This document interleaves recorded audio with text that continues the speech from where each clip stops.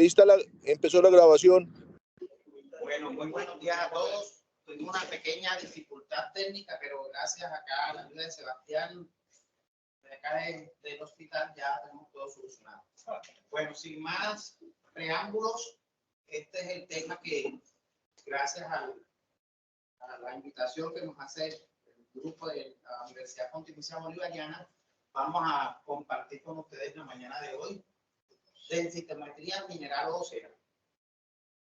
Esto gracias pues a un curso de actualización aquí, que asistimos recientemente en la ciudad de Bogotá a finales del mes pasado. Esta es mi lista de trabajo. Les cuento pues que la intención es hacer una presentación un poco coloquial donde les voy a dar un panorama de lo que ocurrió en esos 2 días de intenso trabajo. Fueron una serie de conferencias que nos dieron, donde trataron de abarcar los aspectos más importantes actuales de la densitometría con la finalidad de certificarnos. Fue bastante intenso, fueron conferencias desde las 8 de la mañana hasta las 6 de la tarde, viernes y sábado. Y yo les voy a resumir lo que dijeron. Además de ello, al final de esas presentaciones era necesario tomar un examen de 30 preguntas, donde era necesario aprobar el 80% de ellas para salir certificados. Y justamente durante el transcurso de esta presentación, donde ustedes vean esa estrella que está ahí al lado, fueron los tópicos de donde obtuvieron las preguntas. Por lo menos les voy a soplar 10, 15 preguntas, así que ya van a tener la mitad de la certificación para que se les facilite a ustedes cuando les corresponda el turno. Bueno, casi toda la presentación fue en inglés, así como va a estar mi material, pero llama la atención que las observaciones más importantes van a estar resaltadas en negrilla. Y toda la información que yo les voy a transmitir fue obtenida de lo transmitido por la Asociación Colombiana de Osteoporosis y Metabolismo Mineral, y por estas siglas que van a ver también en algunas de mis diapositivas, que se refiere a la Sociedad Internacional de Densitometría Clínica. Esta es una actualización porque este grupo se reúne cada año, y el año pasado la reunión fue en Chicago, en el Hotel Renaissance, donde se sacaron los consensos que yo les voy a mencionar durante el transcurso de la presentación. Y miren que ahí viene la primera estrella, porque justamente hicieron algunas preguntas sobre las indicaciones que debemos tener en cuenta nosotros cuando le vamos a solicitar una densitometría a nuestros pacientes. Como pueden ver, las mujeres mayores de 65 años o los hombres mayores de 75 años tienen indicación para la realización de una densitometría mineral ósea.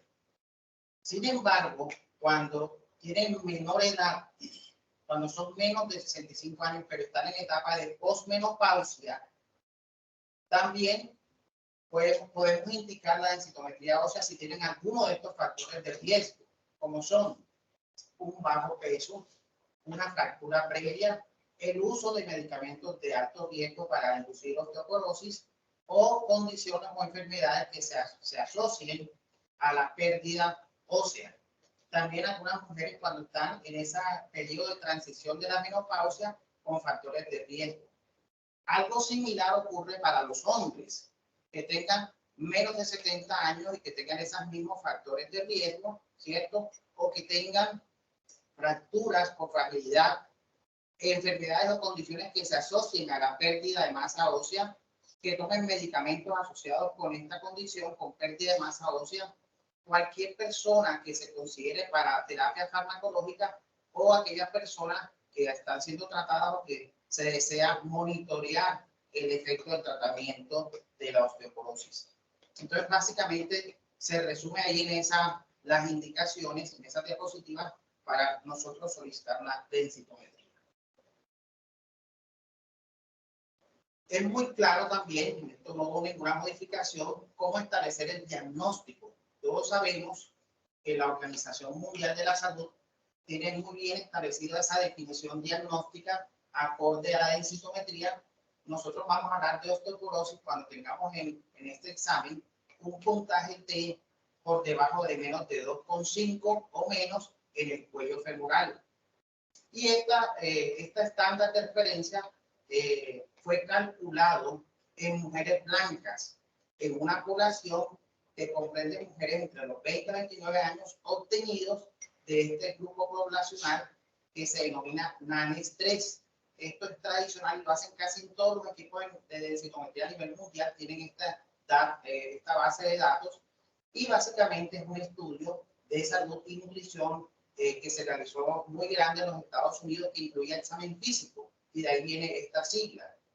Entonces, la osteoporosis nosotros la vamos a poder diagnosticar en mujeres posmenopáusicas o en hombres por encima de 50 años si obtenemos un test con la densitometría de la columna lumbar, de la cadera o del cuello femoral mayor a menos 2,5 o por debajo de ese nivel. Ahí vamos a establecer el diagnóstico nosotros entonces de osteoporosis. En algunas circunstancias podemos también basarnos utilizando el 33% del radio. Esa es una opción también que vamos a ver cuándo podemos utilizar esa opción. Los sitios en donde nosotros tenemos que medir en una densitometría básicamente son a nivel de la columna, ¿cierto? De la región lumbar, se hace en una proyección postero-anterior y en la cadera en todos los pacientes. El antebrazo, la densidad mineral ósea también puede ser medida solamente bajo las siguientes circunstancias, y ahí fue otra de las preguntas que nos hicieron en el examen. ¿Cuándo podemos utilizar el antebrazo? Y se utiliza cuando la cadera o cuando la columna no puede ser medida o interpretada en presencia de hiperparatiroidismo, porque nos modifican los parámetros, o en aquellos pacientes que sean muy obesos y que excedan los límites de la mesa de examen donde ellos se acuestan para realizar la densitometría. Esas son las tres circunstancias donde podemos utilizar el antebrazo. Un punto importante siempre es la evaluación de los puntos de interés, de la región de interés que ustedes van a ver con esta sigla ROI en la columna. Entonces, ¿qué es lo que vamos a evaluar? A la columna lumbar en esa proyección posterior, la columna lumbar L1 a L4. Se deben utilizar todas las vértebras evaluables y únicamente se va a excluir las vértebras que están afectadas por daños locales estructurales o algún artefacto. Por ejemplo, un paciente que tiene artrosis, ¿cierto? Un paciente que tenga un procedimiento quirúrgico, que tenga algún artefacto mecánico, eso lo vamos a excluir. En ese caso, vamos entonces a utilizar tres vértebras, vamos a excluir esa vértebra afectada, la vamos a excluir, vamos a utilizar 3 vértebras en vez de 4. Y si por algún motivo esas 3 vértebras no se pueden usar, entonces utilizaremos las 2 vértebras disponibles. Pero si solamente hay una vértebra evaluable, entonces no vamos a poder utilizarla y vamos a excluir y vamos a tener que buscar un sitio esquelético diferente, porque no nos va a dar información suficiente para nosotros usarla y establecer un diagnóstico. Vean que aquí tenemos otro punto donde preguntaron, nos salieron las preguntas del examen. Entonces, ¿cuándo se va a excluir anatómicamente una vértebra? Cuando tenga una normalidad claramente que no nos permita evaluarla, o si hay más, miren ustedes, más de un punto de diferencia en el T-score entre las vértebras evaluadas y la vértebra adyacente. Si hay una diferencia mayor de un punto, no vamos a poder nosotros tenerla como referencia. O también cuando la vértebra que está excluida, cuando esa vértebra se está utilizando, esa vértebra remanente se está utilizando para derivar el T-score. También debe ser excluida. De igual forma, es claro, miren que es el aspecto posterior anterior y que la columna lateral no debe ser utilizada para diagnóstico, pero sí puede tener un papel en el monitoreo, como vamos a ver más adelante cuando evaluemos la parte de la evaluación de fracturas vertebrales. Ahí sí puede tener una utilidad, pero no para establecer diagnóstico en la densidad mineral ósea, que es usando solamente proyecciones posterior anterior. Cadera. Vamos a utilizar cuello femoral o cadera total, pero vamos a identificar y vamos a recortar la que esté más baja, la que salga el valor más malo, más bajo. La densidad mineral ósea puede ser medida en cualquiera de las dos caderas. Cuando utilicemos el antebrazo, el punto de interés va a ser el 33% del radio, que también se llama un tercio del radio, y va a ser del lado no dominante para el diagnóstico. Otros sitios del antebrazo no se recomiendan utilizarlos en la interpretación de las densitometrías. Entonces, ¿qué vamos nosotros a reportar o a esperar en nuestro reporte de la densidad mineral ósea en las mujeres posmenopáusicas y en hombres mayores de 50 años?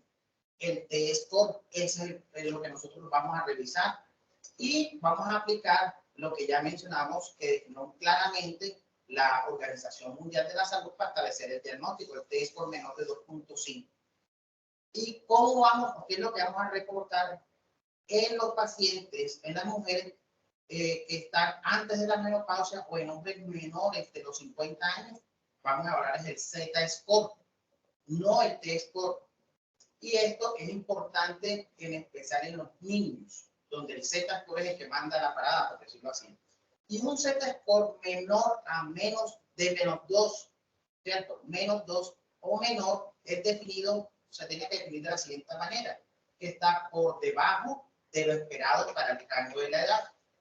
Mientras que un Z-score por encima de menos 2 se reporta como dentro de lo esperado para el rango de la edad. La osteoporosis no puede ser diagnosticada en hombres por debajo de 50 años basados exclusivamente en la densidad mineral ósea. Ojo con esto. Y el diagnóstico, el criterio diagnóstico de la Organización Mundial de la Salud debe ser aplicado para mujeres en la transición menopáusica. El Z-score, entonces, hay un punto importante, a diferencia de lo que ocurre con el T-score, que nos basamos en esa población NINES, es cierto, en esa población del NIH. Acá tiene que ser una población específica la comparadora, y es decir, una población que tenga, que se compare muy bien, y debe ser una población con unos aspectos étnicos, con unos aspectos, es decir, tenemos que tener nuestra propia población para compararlo, no con la población americana. De otra manera, pues no va a tener validez. Otro cuestionamiento, y miren que aquí aparecen ya letras resaltadas en negrilla porque esto hace parte de lo nuevo, de lo novedoso que se habló en esta última reunión, y es respecto al seguimiento. Es decir, ¿cuándo vamos a pedir nuevos controles a nuestros pacientes de densitometría? Entonces, además de estos estudios, a veces se pueden solicitar estudios, por ejemplo, de marcadores, se pueden una serie de cosas, pero las indicaciones para nosotros, digamos, hacerle seguimiento mediante densitometría, básicamente es cuando consideramos que este examen nos va a ayudar a nosotros a monitorear la respuesta a la terapia. O también cuando tenemos unos objetivos claramente definidos. No es pedir el examen por pedirlo, sino que ya tenemos un objetivo bien definido y cuando esos resultados es posible que vayan a influenciar el manejo de nuestros pacientes. De igual forma, si ha ocurrido una fractura o han aparecido nuevos factores de riesgo, pero este examen no puede de ninguna manera retrasar el tratamiento para prevención secundaria de fracturas. Otro punto importante es aquellos pacientes, por ejemplo, que le vamos a dar vacaciones de las terapias. Esa es una indicación también para nosotros hacer una densitometría y mirar dónde quedamos, en qué punto quedamos, para luego definir más adelante si vamos a requerir la continuidad de tratamiento o no. De igual forma, otra indicación para hacer estudios posteriores de densitometría son aquellos pacientes que, acorde a la edad, ¿cierto?, acorde al tipo de tratamiento farmacológico, la presencia de factores clínicos, creemos que esos pacientes van a seguir perdiendo hueso. Y por supuesto, también podemos acortar, es decir, hacer más pronto el seguimiento si hay presencia de factores asociados con cambios rápidos en la densidad mineral ósea. Ejemplo, pacientes que van a usar dosis altas de esteroides, inhibidores de aromatasa, deprivación androgénica, terapias osteoanabólicas, desórdenes médicos o problemas como malabsorción, como enfermedad inflamatoria intestinal, que puedan influenciar de una u otra manera nuestros pacientes con pérdida acelerada del hueso. Otro punto importante, aunque aquí no me voy a detener mucho, pero fíjense que de aquí sacamos 3 preguntas y fueron de las más difíciles, es respecto a la calibración de los equipos. Resulta que estos equipos traen unos fantasmas, como esa foto que ustedes aprecian aquí, para que poderlos calibrar. Ellos traen, todos los equipos tienen para hacer unas pruebas y saber si nuestro equipo realmente está funcionando bien o no. Y hay que hacer una serie de pruebas cada cierto tiempo con la finalidad de mantener el cambio mínimo significativo. Estas siglas la van a ver más adelante en varias diapositivas, porque es muy importante tenerlas siempre presentes.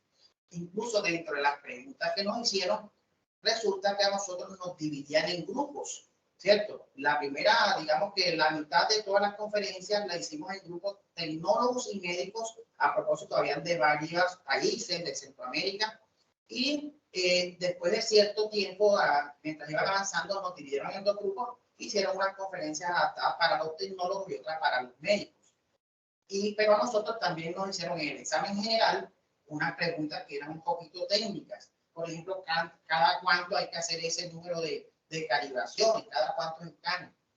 E incluso dieron algunos aspectos, miren aquí, esta pregunta salió, que cuando un tecnólogo cambia su nivel de conocimiento, hay que hacer esos análisis de precisión.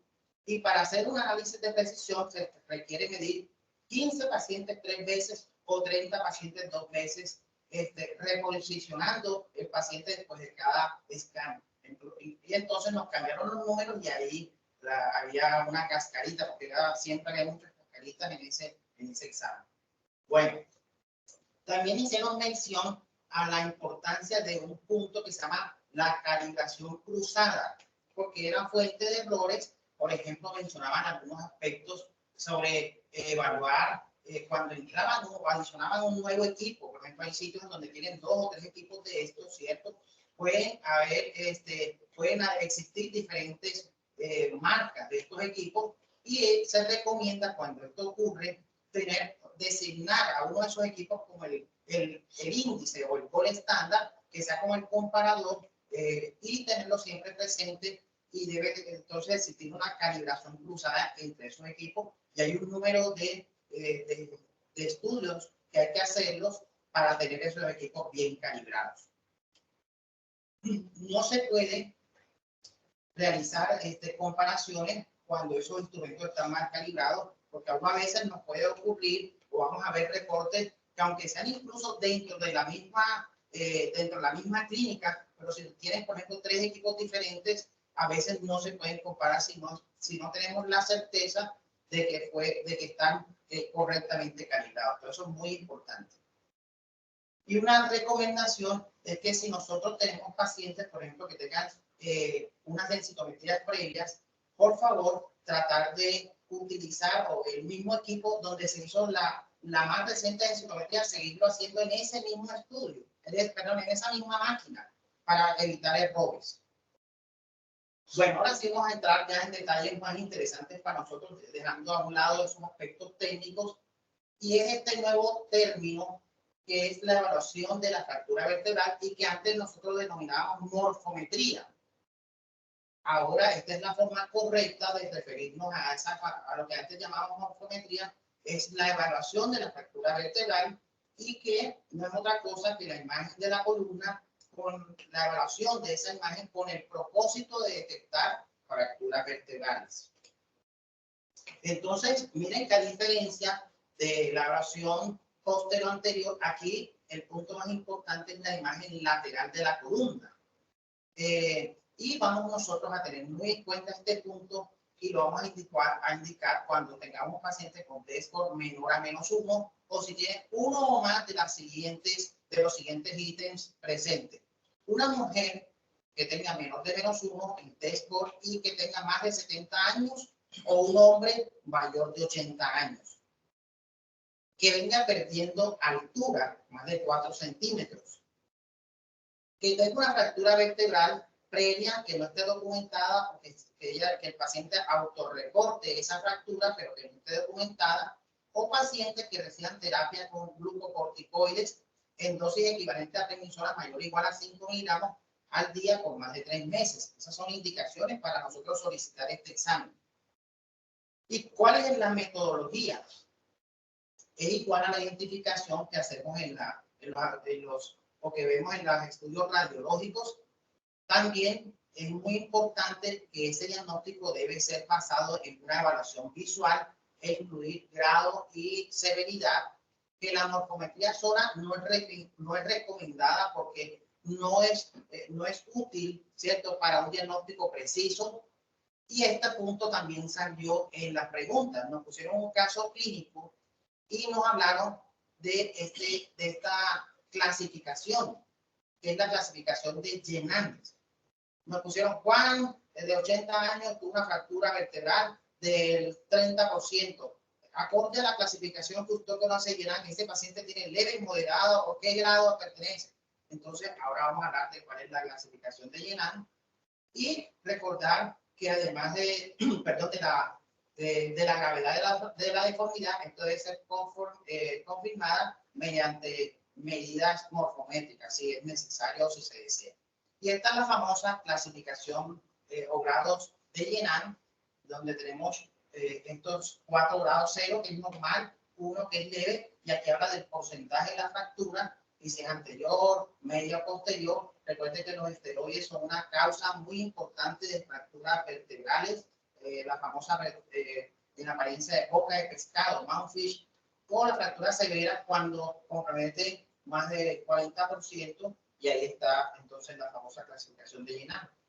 Bueno, ¿cuándo vamos nosotros a decir a los pacientes que tenemos que hacer un seguimiento, pedir estudios posteriores? Entonces, el seguimiento va a hacerse también cuando los pacientes continúen el riesgo. Por ejemplo, si siguen con esa pérdida de la altura, cuando ellos reporten fracturas ellos mismos, o cuando utilicen esteroides en dosis equivalentes a 5 miligramos más de prednisona al día por más de 3 meses.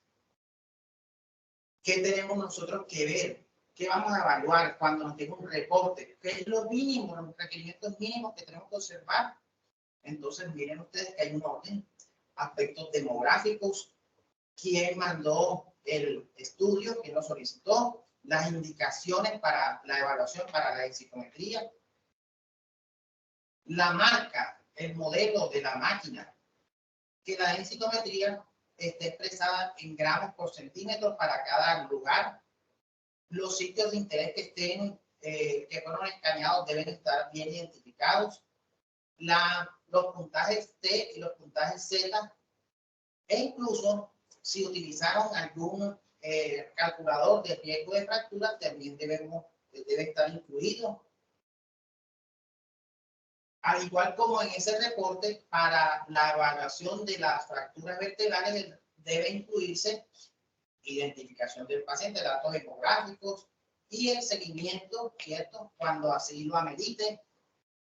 También debe incluir en ese reporte de la evaluación vertebral de fracturas si hay vértebras que no son evaluables, si hay alguna vértebra que está deformada o no deformada, si hay alguna patología extravertebral o vertebral que no esté explicada, y algunos componentes emocionales como riesgo de fractura o recomendaciones.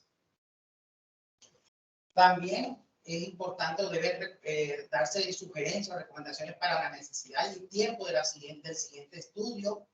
Miren que esta parte en negrilla también es nueva, de las cosas novedosas que hablaron en este último simposio, y que los reportes deben tener una declaración que describa claramente si alguna parte del examen no fue reportado, o sea, cuál es la razón por la cual no fue reportado alguna parte de ese estudio, o cuando hay algún problema técnico del examen, todo que pueda confundir los resultados, eso debe estar explícitamente consignado en ese reporte.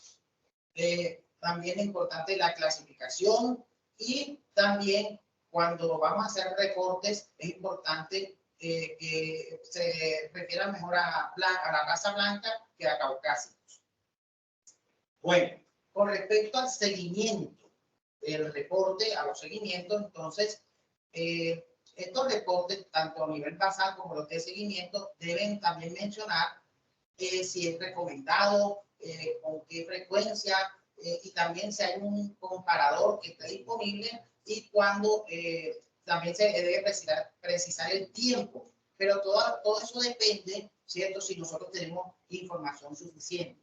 Por ejemplo, si nosotros como estamos interpretando estos exámenes y tenemos información clínica, un tiempo preciso, podemos reportar este estudio. Sin embargo, si no tenemos toda esta información, más bien hacemos una recomendación general acerca de repetir la prueba y esto debe ser también parte del reporte.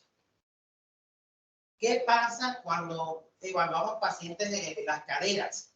¿Cierto? Porque se hace de las dos caderas. Entonces, mire que aquí hay un punto, incluso fue un punto un poquito de discusión, pero lo más importante es esto. Cuando se evalúan las dos caderas, lo que se va a reportar es el puntaje que es más bajo de cualquiera de las dos. El que esté más bajo, ese es el que se va a reportar del cuello femoral o de la cadera total. Incluso eso fue el punto del examen. Y este es el que se va a usar para la clasificación diagnóstica.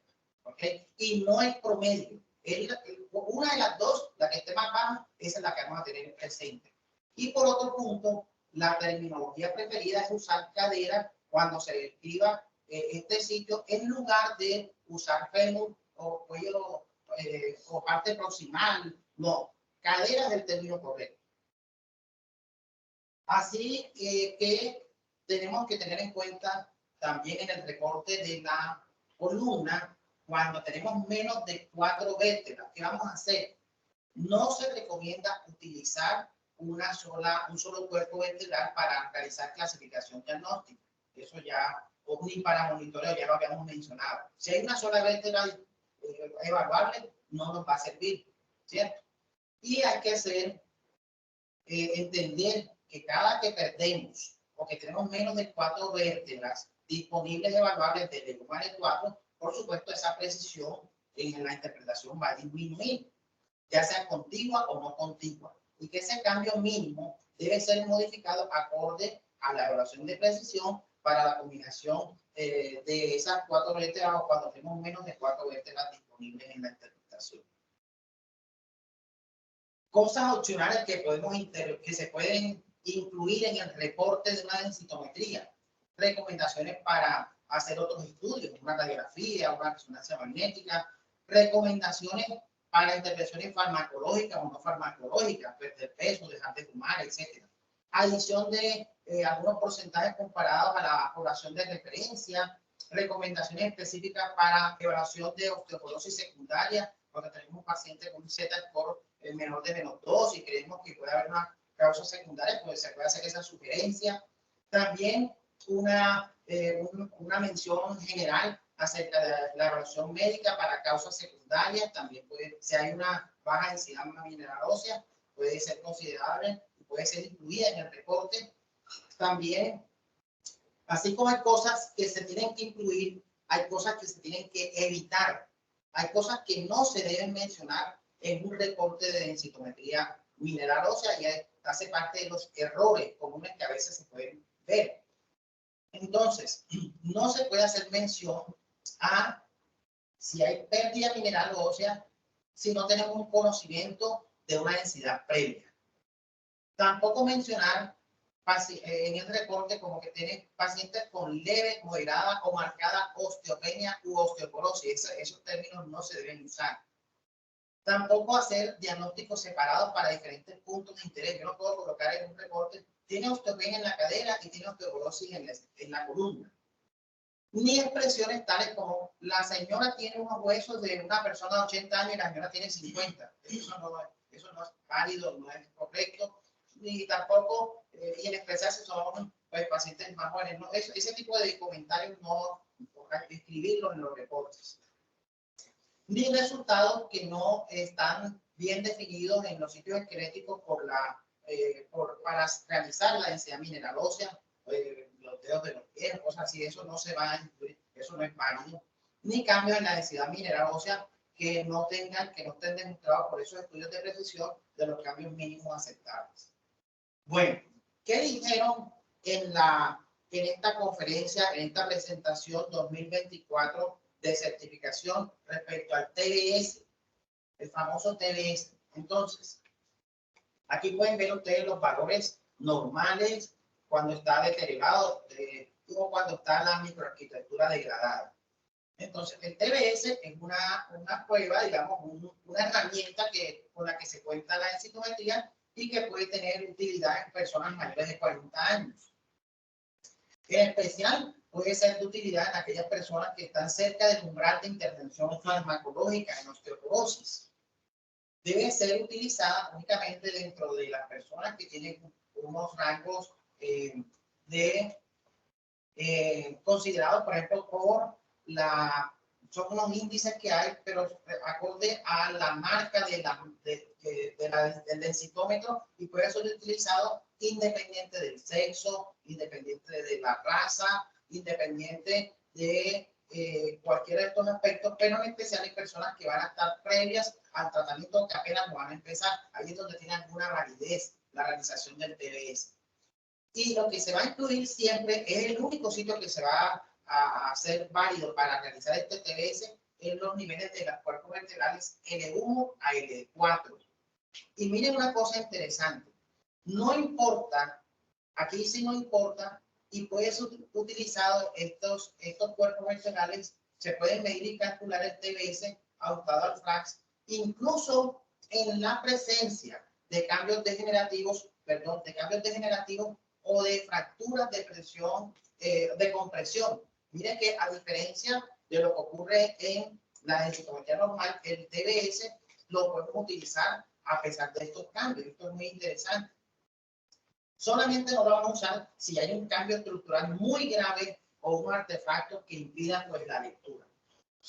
El TBS tiene unas utilidades porque puede ser asociado con algunos factores de riesgo para fracturas en hombres y mujeres, ¿cierto? De menopáusica, premenopáusica o personas mayores de 50 años, en pacientes con también que tienen diabetes tipo 2, que fue otro aspecto que tocaron ahí, la importancia de realizar la densitometría en pacientes diabéticos. No puede ser usado solo para determinar el tratamiento o recomendaciones de tratamiento para tomar una decisión terapéutica. El TBS solo no es lo más recomendable, y yo la verdad quedé desinflado porque le hice a un experto, llegó un experto ahí dentro de los profesores que estaba dando conferencia, y le hice la pregunta respecto al seguimiento, a lo que él hacía en su vida práctica con el TBS. Me dijo la verdad que él, ese experto mexicano, era un delegado del ISCD, y él dijo que él, la del TBS realmente no le veía tanta utilidad y él no lo usaba en su práctica diaria, ni pedía que se hicieran seguimiento de TBS en los exámenes. O sea, realmente esto es una herramienta que todavía faltan muchas cosas por descubrir. Yo pensé que era realmente más útil, de pronto tiene alguna utilidad cuando se hace con FRAX, como para predecir un poco, pero no es la gran herramienta. O sea, él le quitó como mucha importancia a este famoso TBS y él casi no lo usa. Otro punto que hablaron importantísimo es, y que es otra herramienta que se cuenta con las densitometrías, y es la composición corporal. Esto ha venido creciendo, lo están utilizando mucho los deportólogos, los infectólogos, los endocrinólogos, y vamos a ver enseguida cuáles son las indicaciones para esta herramienta, que también se puede obtener a través de una densitometría mineral ósea, la composición corporal. Entonces, esto puede ser indicado en pacientes que tengan VIH. Recuerden que estos pacientes que van a usar medicamentos antirretrovirales van a hacer una pérdida en ocasiones con problemas como lipoatrofia. Entonces, es muy importante para monitorear este aspecto. Pacientes obesos, a los que les van a hacer cirugía bariátrica o que van a hacer una pérdida significativa, van a entrar en programas de pérdida de peso, también tiene una gran validez muy importante. O pacientes que tengan debilidades musculares o un pobre funcionamiento físico, puede ser también otro blanco para utilizar este tipo de esta herramienta de composición corporal. Lo que sí me pareció bastante complejo es una cantidad de índices que incluye este reporte, como vamos a ver aquí, y que afortunadamente la máquina hace unos cálculos, pero hay que hacer unos ajustes para cada persona y hay unos rangos, afortunadamente, que es imposible pues, aprendérselo, pero hay unos rangos y una cantidad de variables para poder clasificar a estos pacientes de acuerdo a unos puntos como el componente magro, el componente muscular, el componente graso, y acorde a eso, la máquina va a permitir clasificar a los pacientes y darle seguimiento a través del tiempo. Como les digo, esto es algo novedoso y que está cada vez más lo están solicitando aquí en la ciudad y en todo el mundo, esta herramienta tan valiosa con la que se dispone actualmente en esos pacientes que están en esos programas de pérdida de peso. También otro aspecto que no voy a entrar en detalle, lo de las lesiones, pacientes con lesión espinal. Hicieron también comentarios respecto al uso en pacientes para evaluar el riesgo de fractura de fémur, ¿cierto? Muy importante. O pacientes que van a ser intervenidos en la columna. También la densitometría tiene un aspecto importante y una validez. Ya estamos finalizando la presentación y aquí hubo un término muy bastante controversial porque muchas personas consideraban que no era necesario a esta dama realizarle una densitometría y como vamos a ver es posible que sí la requiera a pesar de que se ve que tiene menos de 65 años.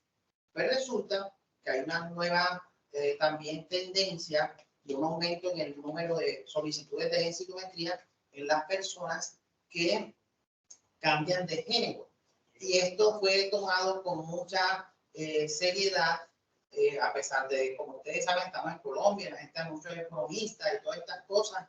Por ejemplo, recuerdo uno de los profesores, los términos que el doctor Víctor nos enseñaba de Embro, eso ya no se utiliza, se llama transgénero.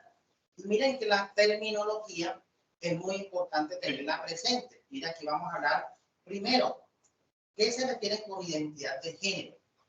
Es el sentimiento interno de ser hombre o mujer o identificarse con ambos o ninguno de estos aspectos.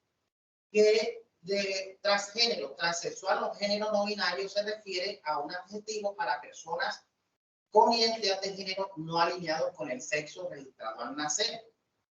Disforia de género, término de salud mental que refiere a la incomodidad que sienten algunas personas entre la identidad de género y el sexo registrado al nacer. Y cisgénero o no transgénero son adjetivos para personas con identidad de género alineados con el sexo al nacer. Ahí se enojó una persona, o pues haciéndote los comentarios porque dijo, oiga, entonces a mí ya, yo pensaba que yo era heterosexual, ahora me tengo que cambiar y amoldarme a lo que yo vaya diciendo a otras personas. Ahora soy cisgénero. Mire que es una cosa compleja que tiene muchos aspectos ahí. Pero bueno, no vamos a entrar en controversia, sino lo que dicen las guías respecto a la densitometría en las personas con estas modificaciones en el género. Un aspecto que me pareció muy interesante y que mencionaron es lo siguiente. Los hombres que cambian o su género a mujer van a tener el comportamiento de la densidad mineral ósea va a ser parecido al de una mujer. Fíjense qué interesante es. La experta que nos dio la clase era una ginecóloga especialista en endocrinología, además, y cuestiones hormonales. Nos decía que esto sucede, porque eso ya está estudiado, porque hay unos aspectos sociales. Por ejemplo, un hombre que quiere convertirse a mujer en la adolescencia no quiere salir, mientras hace esa transición, quieren ser personas más delgadas para parecerse más a mujeres y eso hace que la densidad de sus huesos se parezca mucho a lo de una mujer. Caso un poquito contrario o menos claro ocurre con las mujeres, con los hombres que se quieren convertir, perdón, con las mujeres que se quieren convertir a hombres. Fíjense, entonces ahí puede haber una cuestión compleja porque puede haber o un subregistro o un sobreregistro, porque vamos a ver contra quién se tiene que comparar. Entonces, ¿qué hacemos para compararlo? Mira qué cosa tan compleja. Entonces, ¿cuándo vamos a hacerle una densitometría a las personas con esta dificultad con los géneros? Entonces, aquí dice que la indicación es cuando tengamos alguna de las siguientes condiciones. Historia de gonadectomía o terapia que va a disminuir los niveles de esteroides gonadales endógenos previo a la iniciación de una terapia hormonal. Hipogonadismo, sin plan de tomar terapias que reafirmen el género, o las indicaciones que ya conocemos previamente.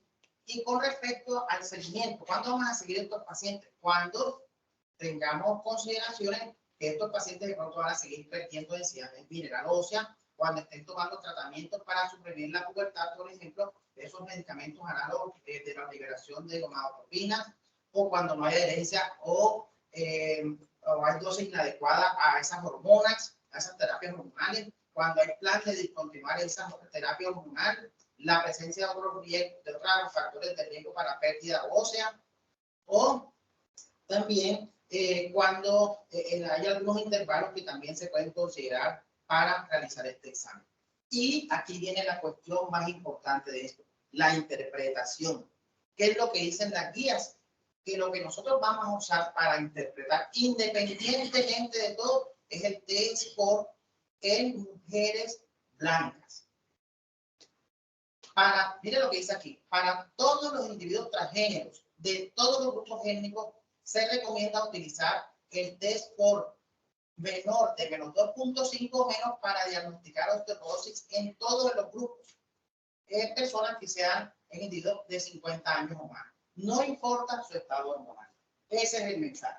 Entonces vamos a utilizar como referencia T-score de mujeres. O sea, no importa, esa es la referencia con lo que nosotros vamos a comparar. Y el Z-score se va a utilizar de acuerdo a la base de datos que se compare con la identidad, como el individuo se identifique en su género, ¿cierto? Si él dice que es mujer, mujer, si dice que es hombre, hombre. Por eso aquí viene un punto importante. Antes de realizarle a las personas transgénero una densitometría, ellos tienen que llenar un cuestionario que diga con qué género se identifican, para que así se realice este estudio. Y solamente, mire lo que dice aquí, solamente si hay una solicitud expresa por quien está pidiendo el examen, el Z-score puede ser calculado usando la normativa de la base de datos que se compare con el sexo de nacimiento. No sé si queda claro y si no, ahorita lo comentamos. En los individuos que tienen género no binario, que no, o sea, como neutro, no son ni hombre ni mujer, la normativa entonces se debe realizar con el sexo que está grabado al nacimiento. Por eso la importancia de lo que les había mencionado. Que a estos pacientes se les tiene que hacer un cuestionario que lo tienen en las unidades para que ellos coloquen si ellos se identifican con un género específico. ¿Ok? Bueno, esta ya terminé prácticamente la presentación. Recordar que DEXA, no DEXA, T-score, Z-score, algunos aspectos ahí técnicos de los dígitos que siguen.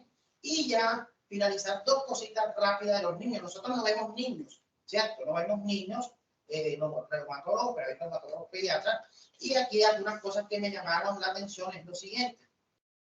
Que en estos pacientes la definición de osteoporosis se da si hay una fractura por aplastamiento o si existe, y por eso que los muchachitos son unos chinches y se golpean mucho. Miren, si no hay fractura por aplastamiento, solamente podemos decir que un paciente, que un niño tiene osteoporosis si el Z-score es menor de menos 2 y que tenga fracturas clínicamente. Si tienen menos de 10 años, tienen que tener 2 o más fracturas. Y si tienen hasta 19 años, 3 o más fracturas. Mira, o sea que es necesario el aspecto clínico aunado al porcentaje. Si no, al Z-score, si no, no se puede hacer el diagnóstico. Otra cosa que me llamó la atención, a los niños les hacen un estudio completo, pero ellos les quitan la cabeza. La cabeza es lo más, que con razones, ¿no? Todavía hay varios cabezones por ahí, pero miren que la cabeza es lo que más tiene calcificación y altera el reporte de las densitometrías. Y otra cosa importante es que no es suficiente con eso, sino que a ellos también tienen que hacerle unas tablas comparativas y unas correcciones acorde a la estatura, a una serie de aspectos que sinceramente hacen esto bastante complejo. Afortunadamente existen los reumatólogos pediatras, algunas indicaciones, y ellos también tienen que tener el reporte, pues una serie de aspectos que son básicos en esos estudios. Y otro punto importante es que en los niños, acuérdense que con el Z-score y en ellos se hacen más seguido las densitometrías cada seis meses. Para poder obtener, miren ustedes qué belleza, este certificado es necesario hacer un examen como el que vamos a hacer a continuación, porque ya terminamos la presentación y a ver si me entendieron y también ustedes ganan el examen y lo certifican. Entonces aquí viene. Este paciente lo vimos esta semana. Es un señor de 82 años que tuvo una fractura vertebral. Ahí le soplé un poquito. Y él viene a control porque recibió teriparatide durante 2 años y ahora está con denosumab. Y así parecido a esto nos colocaron una densitometría para que nosotros fuéramos como poco a poco mirando si cumple los requerimientos importantes o necesarios de un correcto reporte de densitometría. Entonces, si ustedes están alineados conmigo, recuerden que la primera cosa que vamos a evaluar es identificación, porque tenemos que mirar si es un hombre, si es una mujer, si es pre, si es post, si tiene más de 65 años, menos de 60, ¿cierto? Esos aspectos aquí están. Otro punto importante, la indicación, la técnica. No vamos corriendo a mirar estos números, pero vamos con un orden, ¿Cuál es el tipo de máquina que utilizaron? Si hay algún comentario. Y ya luego de ver esta primera parte, miren que tenemos TBS, tags, pero vamos entonces a las imágenes. Ahora sí, ya después nos regresamos a ese informe, pero vamos a las imágenes, vamos a revisar qué pasó. Es importante, por ejemplo, algunos errores que se cometen, a veces en los ROI, en este punto, a veces no los ponen bien y pueden estar desalineados, o a veces incluso dejan aspectos por fuera y eso lo tenemos que evaluar. A veces lo ponen muy estrecho y hay aspectos que no evalúan y eso puede dar una mala interpretación, o a veces hay elementos, ¿cierto? Como hierro, por alguna cirugía, algunos fragmentos metálicos y eso también puede que estén que se vean en alguna parte de la cresta ilíaca y en la parte final de las vértebras, y todo eso lo podemos ver aquí. Y aquí también nos vamos a fijar, ¿cierto? En las regiones L1, L2, L3 y L4, que todas estén completas, que se puedan evaluar y que no haya una diferencia mayor a menos a un punto, a una desviación estándar. No sé si aquí alcanzan a apreciar algo, les llama la atención, porque aquí claramente, miren ustedes, les voy adelantando la respuesta, esta vértebra no es evaluable.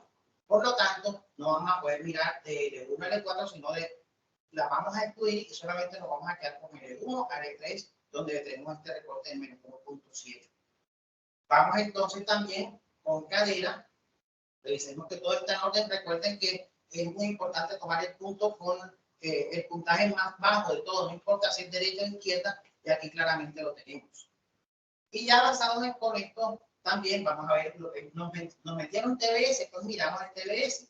Está bien el TBS por arriba 1.3 y también vemos el FRAX. Recuerda que el FRAX tiene que ser de cada país. Es importante predice a 10 años la posibilidad de fractura, de fractura mayor. Esto es importante si esto tiene más de 20 o si este tiene cadera que es fractura menor, si es más de 3. Vemos que no, o sea que tiene realmente un riesgo muy bajo o ninguno. Y ya por último, entonces podemos decir que esta interpretación de esta lectura de densitometría está correcta porque incluyeron el punto, tiene todos los datos, que es lo único que me gustaría, y nos dejamos un espacio en blanco para hacer comentarios. Como este paciente desafortunadamente no se hizo en el mismo sitio, la densitometría hubiese sido bueno saber si él iba ganando o perdiendo acorde a los reportes previos. Eso es lo único que quizás como por complementar me gustaría. Y ya yo con esa diapositiva concluyo mi presentación mencionando que la densitometría sigue siendo la mejor herramienta para diagnosticar la osteoporosis de col estándar. Los consensos han permitido dilucidar nuevos usos de esta valiosa herramienta. Una cosa que me llevé de esa reunión es que todavía hay mucha información nueva por validar. O sea, dejaban muchas cosas al aire y eran cosas que las cosas que se saben son a través del tiempo, como que son consensos, pero no tienen una base muy fuerte. y a pesar de su utilidad, los equipos todavía siguen siendo costosos. Los mantenimientos de estos equipos son costosos y esto dificulta coberturas en ciudades secundarias. La interpretación individualizada de los resultados en el contexto clínico de nuestro paciente es lo que realmente nos va a permitir la mejor estrategia terapéutica y lo que más beneficia a nuestros pacientes. Y ellos mencionaron como algo muy importante dentro de la parte final, esta nueva técnica que está validada, que dice que los reportes son de la misma calidad, con la misma sensibilidad y especificidad, una densitometría, y es la radiofrecuencia ecográfica con multiespectrometría. Tenían incluso ahí unos equipos y nos estaban haciendo un taller y algunas voluntarias se estaban haciendo con la ventaja que tiene este estudio, que es portátil, que lo pueden hacer en mujeres en embarazo, un equipo muy similar a esto, aunque los costos también eran significativos, porque estos equipos están alrededor de los $50,000. Y por último, recordarles que ahora en el mes de junio se celebra la Feria Ganadera en la ciudad de Montería, para que ustedes vayan por allá a disfrutar su gastronomía y estos hermosos paisajes. Muchas gracias y buenos días. Quedo atento a comentarios.